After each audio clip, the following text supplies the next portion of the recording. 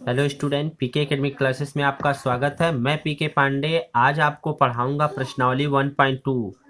जैसा कि आपको पता है कक्षा 10 की गणित में पढ़ा रहा हूं। देख सकते हैं आप कक्षा 10 की गणित का जो ये आपका टॉपिक है, ये वास्तविक संख्याएं हम पढ़ा रहे हैं। वास्तविक संख्याएं में हमने यहाँ पर 3 टॉपिक यानी यूक्लिड विभाजन प्रमेयिका और अंकगणित का आधारभूत और तीसरा परिमेय अपरिमेय। तो हम अंक गणित के आधारभूत प्रमेय को पढ़ा रहे हैं। ये पूरा टॉपिक हमने पढ़ा दिया है पिछले वाले वीडियो में। यदि आप पिछला वीडियो न देखे हो तो जरूर देख लें।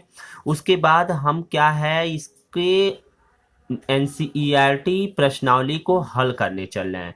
तो जरा देखते हैं अंक गणित की आधारभूत प्रमेय होता क्या है।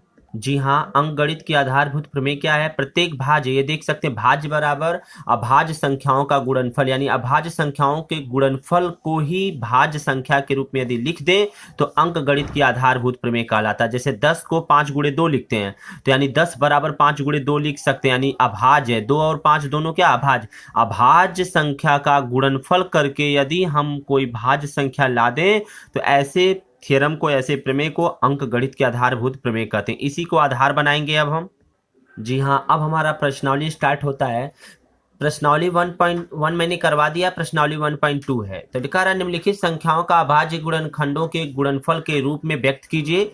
यानी कि क्या करना है? अभाज्य गुणनखंड के गुणनफल के रूप में व्यक्त करना है। किसको? पहला से दूसरा, तीसरा, चौथा, पांचवा, इस तरीके से 5 सवाल है। इसमें से 1 सवाल मैं आपको करवाऊंगा और सवाल को आप कर सकते हैं। तो पहले जानते हैं जरा अभाज्य गुणनखंड क्या होता है, जरा इसको हम देखते हैं। जी हाँ, देख सकते हैं अभाज्य गुणनखंड विधि से मौसा और लौसा कैसे निकाला जाता है। तो यहाँ देख सकते हैं यदि किसी का मौसा निकालना हो तो दिए गए संख्याओं के गुणनखंडों में अभाज्य गुणनखंड के न्यूनतम घात का क्या करते हैं? गुणनफल करते हैं। सिंपल याद रखिए, मौसा के लिए न्यूनतम घात का गुणनफल करते हैं और लौसा के लिए हम क्या करते हैं? लौसा के लिए क्या करते हैं? लौसा के लिए हम बड़ी घात के गुणनफल का प्रयोग करते हैं, बड़ी घात के गुणनफल का प्रयोग करते हैं। आइए जरा देखते हैं अब क्वेश्चन। जी हाँ, अब पहला देखते हैं। पहला क्वेश्चन जैसे मान लीजिए 140 दिया है, कह रहा अभाज्य गुणनखंडों के गुणनफल के रूप में व्यक्त करना है इसको 140 को। तो सबसे पहले आप 140 को क्या करेंगे? या तो वृक्ष विधि से गुणनखंड कीजिए या तो इस फैक्टर मेथड से। तो देख सकते हैं 140 को काटेंगे तो आपको पता है सबसे छोटी संख्या से काटते हैं। तो 2 सत्ते 14, 0, फिर 2 तिहाई 6, 1 बचा है, 2 पचे 10 हो गया, फिर 5, 5 सत्ते 35, 7 हो गया, 7 एक नम 7। तो आप देख सकते हैं 140 का अभाज्य गुणनखंड क्या प्राप्त हो गया? 2 गुणे 2 गुणे 5 गुणे 7। तो 2 गुणे 2 गुणे 2 गुणे 5 गुणे 7 इस प्रकार से आपको प्राप्त हुआ। तो 2 दो बार है तो इसको लिख सकते हैं 2 की पावर 2 गुणे 5 गुणे 7। ये 2 क्या है? अभाज्य है। 5 क्या है? अभाज्य है। 7 क्या है? अभाज्य है। अतः हमारा दिया गया क्वेश्चन क्या कह रहा था? कह रहा था कि इस दिए गए क्वेश्चन को क्या करना? अभाज्य गुणनखंड के रूप में व्यक्त करना। तो 140 को मैंने देखिए यहाँ पर आराम से व्यक्त कर दिया। ठीक है, तो ये देखिए भाज्य हो गया। ठीक, अब इसी प्रकार से दूसरा क्वेश्चन क्या कर रहा है? दूसरे क्वेश्चन में 156 कर रहा है। तो 156 को भी आप देख सकते हैं इसी प्रकार से 156 को लिखेंगे। तो 156 में हम देखेंगे तो इसको देख सकते हैं 2 सत्ते 14, बचा कितना? 1, 2 अट्ठे 16, फिर 2 से काटेंगे इसको तो 2 तिहाई 6, 1 बचा, 2 9 18, फिर आप देखिए 2 से तो कटेगा नहीं, 3 से काटेंगे। अभाज्य ही ढूंढते हैं तो अभाज्य आपको पता होना चाहिए, 2 होता है, 3 होता है, 5 होता है, 7 होता है, इस तरीके से। तो फिर 3 से देखेंगे। 3 से देखने के लिए हम क्या करेंगे? देख सकते हैं यहाँ पर आप, तो 3 एकन्नम 3, 3 एकन्नम 3, बचा कितना? 9, 3 त्रिक का 9, फिर 13 से 13 का। तो देख सकते हो 156 का अभाज्य गुणनखंड 2 गुणे 2 गुणे 3 गुणे 13।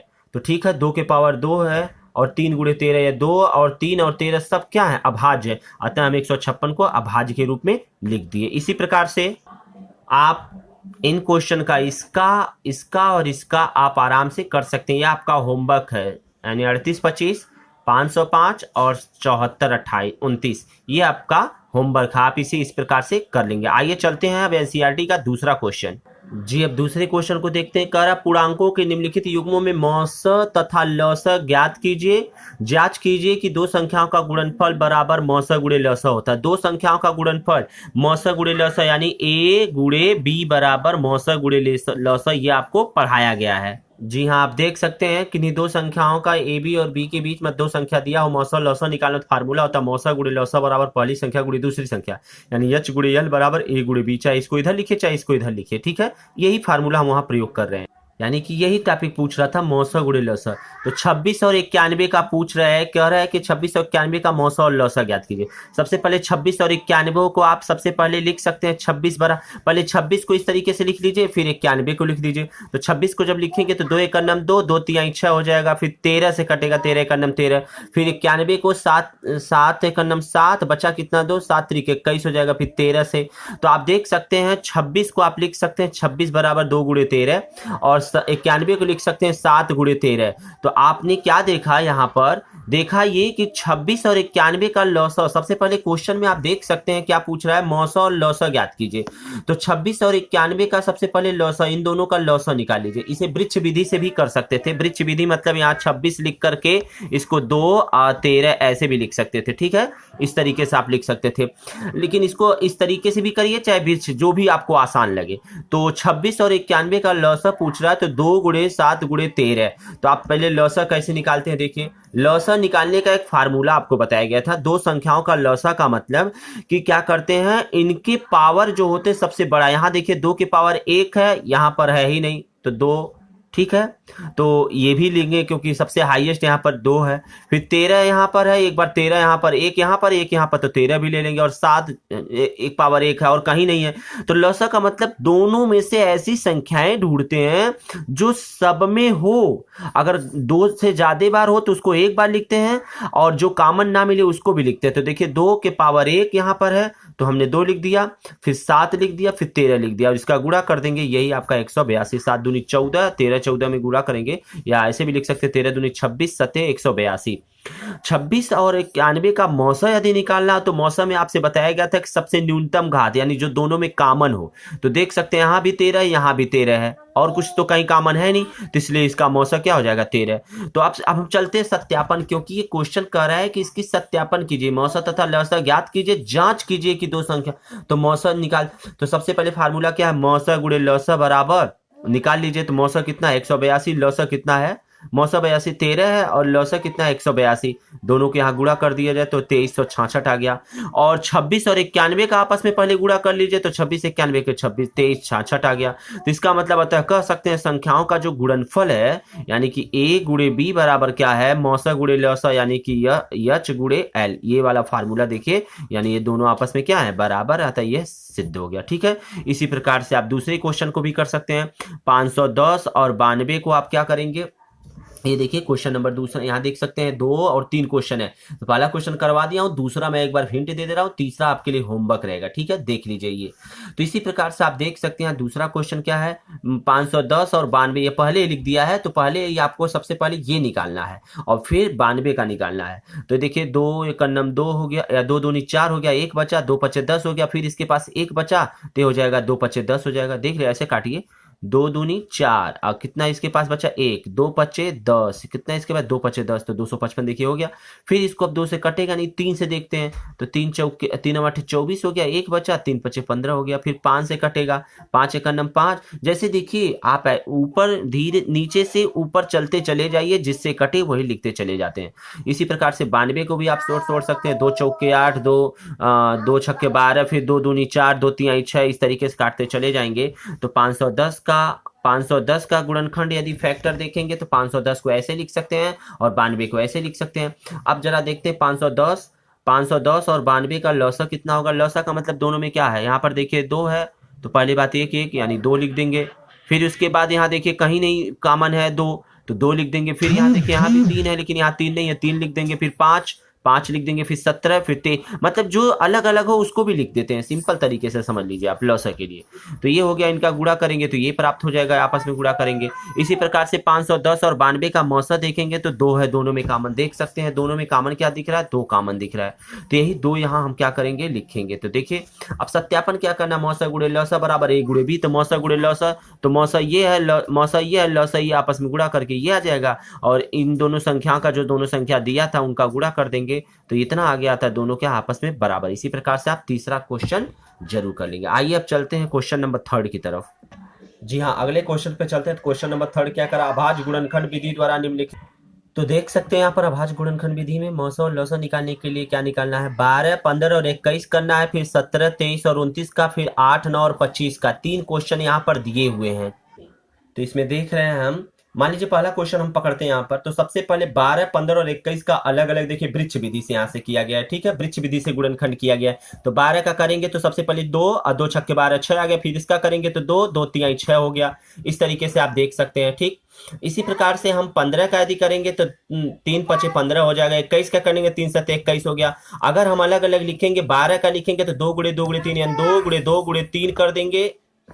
तो यहाँ आपने क्या देखा, 12 का 2 गुणे 2 गुणे 3 कर सकते हैं। इसी प्रकार से 15 को लिख सकते हैं, 3 गुणे 5 लिख सकते हैं। इसी प्रकार से 21 को लिख सकते हैं, 3 गुणे 7 लिख सकते हैं। तो दी गई संख्याओं का यदि उभयनिष्ठ इसमें देखते हैं तो मौसम हमको निकालना है, किसका, 12, 15 और 21 का। तो मौसम निकालने के लिए आपसे बताएगा तो सब में कॉमन हो। तो यहाँ देखिए 2 है, यहाँ 2 नहीं है, इसका मतलब यहाँ 2 है, यहाँ भी नहीं है। यहाँ देखिए 3 है, यहाँ भी 3 है और यहाँ भी 3, इसका मतलब मौसम क्या हो जाएगा, 3। और यदि हम इसका लौसा निकालना चाहते हैं तो लौसा भी आप देख सकते हैं कि लौसा कैसे निकलेगा। 12, 15 और 13 का लौसा तो आप देख सकते, 21 का तो आप देख सकते हैं अभाज्य गुणनखंडों का गुणनफल, ये फार्मूला होता है।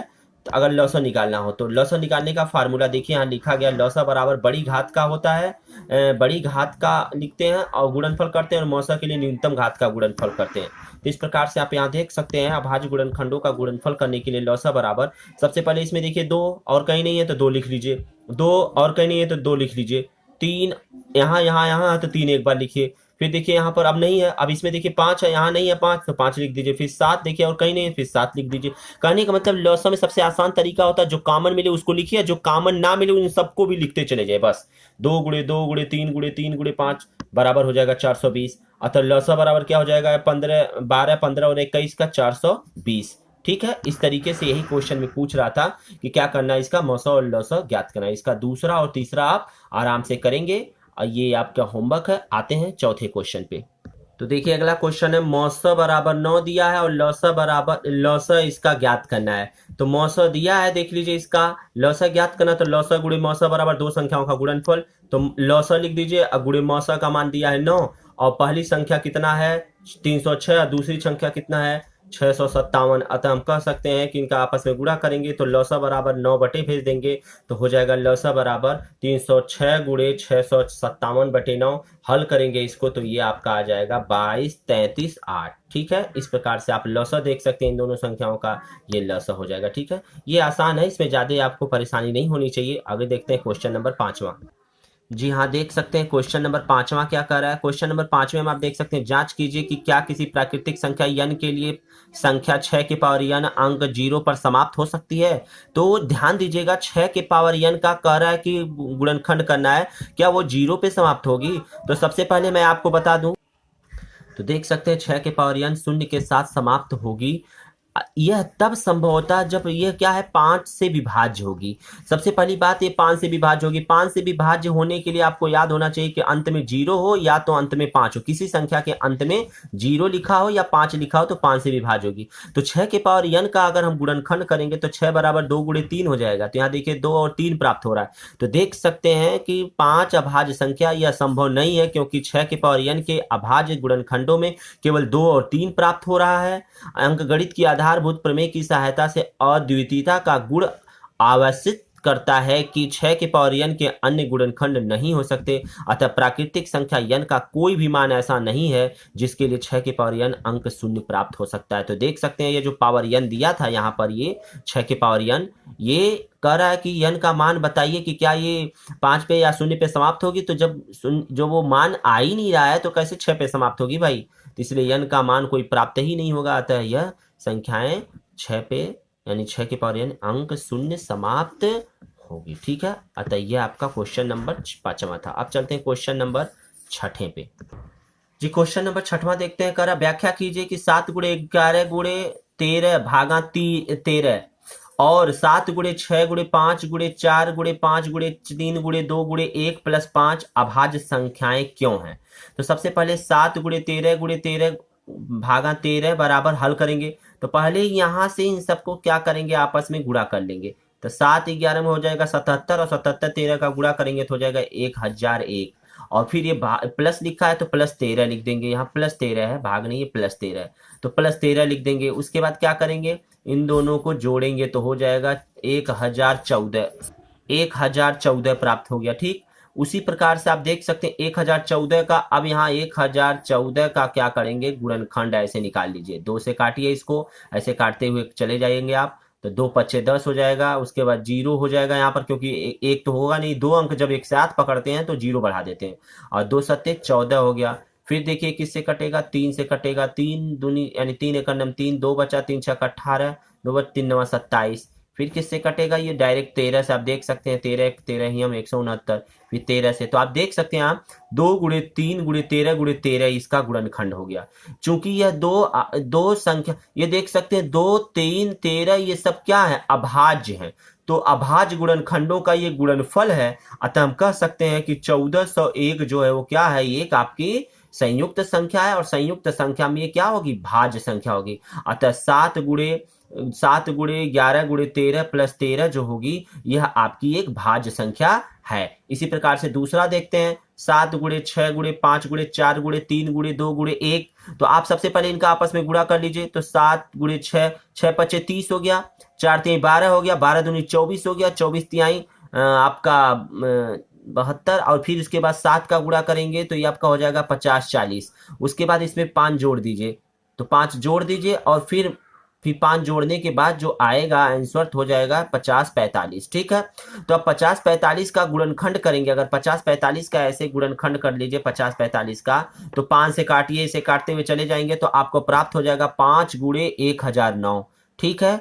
तो आप देख सकते हैं कि यहाँ पर अभी प्राप्त हुआ था 1009, तो 5 गुणे 1009 लिखेंगे, अभाज्य गुणनखंड 5 भी है और 1009 भी किसी से नहीं कटेगा, इसका मतलब ये दोनों आपस में गुणा हुआ है, ये भी अभाज्य ये भी अभाज्य, दो अभाज्य संख्याओं का आपस में गुणा है, अतः कह सकते हैं कि एक संयुक्त संख्या है, संयुक्त संख्या के साथ साथ इसे क्या कहेंगे, भाज्य संख्याएं कहेंगे, ठीक है। बड़ा ही अच्छा क्वेश्चन था, कुछ नहीं करना, इस तरीके के क्वेश्चन मोस्ट इंपॉर्टेंट है, ये एग्जाम में पूछे जाते हैं, बहुत बार पूछा गया है, तो इस तरीके के क्वेश्चन को आप सबसे पहले हल करिएगा, उसके बाद गुणनखंड कर दीजिएगा, गुणनखंड करने के बाद यदि देखिए अभाज्य गुणनखंड करिएगा, उसके बाद देखिएगा यहाँ जो अगर अभाज्य है तो इसका मतलब ये संख्याएं क्या होंगी, भाज्य होंगी, ठीक है। आइए क्वेश्चन नंबर 7वां देखते हैं। क्वेश्चन नंबर 7वां देखते हैं, तो किसी खेल के मैदान के चारों ओर एक वृत्ताकार पथ है, इस मैदान के एक चक्कर लगाने में सोनिया को 18 मिनट, वृत्ताकार पथ है, खेत है ये, मान लीजिए कोई खेत है, यही खेत है, इसके चारों तरफ वृत्ताकार ऐसे पथ है, इस पथ पर अगर 18 मिनट उसको दौड़ने में लग रहा है, जबकि इस मैदान के चक्कर लगाने में रवि को 12 मिनट लगता है, यानी कि सोनिया को 18 मिनट लगता है और रवि को यानी सोनिया को और रवि को कितना लग रहा है, 12 मिनट लग रहा है। तो बताइए दोनों एक ही स्थान और एक ही समय पर चलना प्रारंभ करते हैं, एक ही दिशा में चलते हैं, कितने समय बाद वो पुनः प्रारंभिक स्थान पर मिलेंगे, यानी यहाँ दौड़ते दौड़ते दौड़ते दौड़ते दौड़ते कितने मिनट बाद ये दोनों यहाँ पर मिलेंगे, जहां से स्टार्ट किया, मान लीजिए यहाँ से स्टार्ट किए हो, तो वे पुनः प्रारंभिक बिंदु पर 18 और 12 मिनट के सबसे न्यूनतम उभयनिष्ठ गुणक पर मिलेंगे, न्यूनतम 18 और 12 का, तो सबसे पहले 18 और 12 का न्यूनतम मतलब लौसा निकालते हैं, न्यूनतम का मतलब क्या होता है, लौसा निकालते हैं, तो सबसे पहले 18 का निकाल लीजिए गुणनखंड, तो 18 को ऐसे निकाल लीजिए, ऐसे किया जाता है, तो 2 9 18, फिर 3 से तो लिखेंगे, तो इसको करेंगे, 2 9 18 हो गया आपके पास, देख सकते हैं, उसके बाद फिर 9 से 3 त्रिका 9, फिर 3 एकम 3, तो लिख सकते हैं 2 गुणे 3 गुणे 3, और 12 को जब ऐसे करेंगे, 12 को कर लीजिए ऐसे, 12 को, तो 12 को करेंगे तो 2 छक्के 12, 2 तिहाई 6, 2 तिहाई 6, तो 2 गुणे 2 गुणे 3, 2 गुणे 2 गुणे 3 हो गया। अब हमको क्या निकालना है, इनका लौसा निकालना है, क्या, क्योंकि न्यूनतम कह रहा है कितने समय बाद मिलेंगे इस रास्ते पे, तो न्यूनतम के लिए क्या कर देंगे, तो सबसे पहले आप जानते हैं लौसा के लिए सबसे बड़ी लिखते हैं घात, सबसे पहले तो यहाँ सिंपल मैंने एक तरीका और बताया है कि दोनों में कॉमन देखिए, यहाँ भी 2 है, यहाँ भी 2 है, तो एक बार 2 लिख दीजिए, यहाँ भी 3 है, यहाँ भी 3 है, तो एक बार 3 लिख दी, पहले यह देखिए यहाँ 2 है, यहाँ 2 है, तो एक बार लिख दिया, फिर यहाँ देखिए एक बार 3 मिल रहा है, एक बार यहाँ 3 मिल रहा है, तो 3 लिख दीजिए यहाँ पर। अब देखिए यहाँ पर 3 है, यहाँ 3 नहीं है, तो इसका मतलब अगर 3 लिख दीजिए, फिर यहाँ देखिए 2 तो हो गया, एक 2 बचा हुआ था, ये भी 2 लिख दी, तो कहने का मतलब जो कॉमन मिले उसको लिखते हैं और जो कॉमन न मिले उसको भी लिखते हैं, तो 2 गुणे 2 गुणे 3 गुणे 3, ठीक है। इस तरीके से आपको हल करेंगे, 2 दूनी 4, 3 त्रिका 9, 9 चौके 36 प्राप्त हो गया, अतः सोनिया तथा रवि पुनः प्रारंभिक बिंदु पे 36 मिनट बाद वो क्या होंगे, एक दूसरे के पास पहुंचेंगे एक बिंदु पे, ठीक है। इस तरीके से ये आपका क्वेश्चन खत्म होता है। आज का वीडियो बस इतना ही। अगर आपको वीडियो अच्छा लगा हो तो लाइक जरूर करें और अपने दोस्तों में शेयर भी करें, साथ ही साथ जो लोग नए हों चैनल को सब्सक्राइब कर लें और बेल आइकन जरूर दबा लें। तो ये था हमारा प्रश्नावली 1.2। अब हमारा नया टॉपिक रहेगा, अब हमारा टॉपिक है फर्स्ट सेकंड पढ़ लिया, थर्ड है परिमेय और अपरिमेय संख्याओं का तो सबसे पहले हम परिमेय और अपरिमेय संख्याओं को पढ़ेंगे, उसके बाद उनका रिवीजन देखेंगे। रिवीजन क्या है, पुरानी, क्योंकि आप परिमेय और अपरिमेय को 9th में पढ़े हुए हैं, उसी चीज को रिवीजन करना है यहाँ पर। उसके बाद इन्हीं संख्याओं का दशमलव में, यानी परिमेय और संख्याओं का रिवीजन और उसके बाद दशमलव प्रसार। बहुत ही इंपॉर्टेंट टॉपिक है ये, बार बार इससे क्वेश्चन पूछे जाते हैं। तो अगले वीडियो में हम मिलते हैं, धन्यवाद।